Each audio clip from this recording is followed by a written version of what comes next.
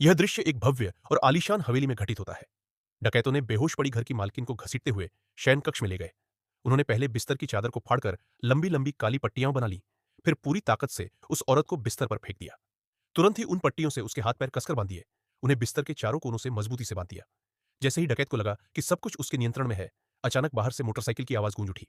असल में घर की मालकिन की बेटी अपने प्रेमी के साथ लौटी थी। सौभाग्य से प्यार में डूबे इस जोड़े को कोई अजीब बात महसूस नहीं हुई। वे बैठक में हंसी मजाक करने लगे। फिर लड़की ने कोट उतारा और सीधे बाथरूम में चली गई। उसे जरा भी अंदाजा नहीं था कि खतरा उसके बिल्कुल पास है। जैसे ही उसने बाथरूम का दरवाजा बंद किया, एक संदिग्ध साया चुपके से उसके पीछे अंदर घुस आया। वह जमीन पर रखे कपड़ों को उठाने लगा, शायद कुछ महत्वपूर्ण चीज ढूंढ रहा था। लेकिन तभी नीचे से लड़के की आवाज आई, जो उसे पुकार रहा था।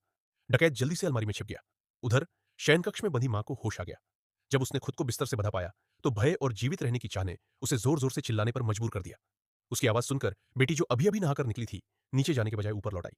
वह सावधानी से मां के कमरे की ओर बढ़ी और दरवाजा खोलते ही सामने का दृश्य देखकर सन्न रह गई। बेटी उलझन और डर से कांप उठी। वह मां से पूछने लगी कि क्या हुआ, और रस्सियां खोलने की कोशिश करने लगी। लेकिन तभी कदमों की आवाज आई। डकैत ऊपर की ओर दौड़ रहा था।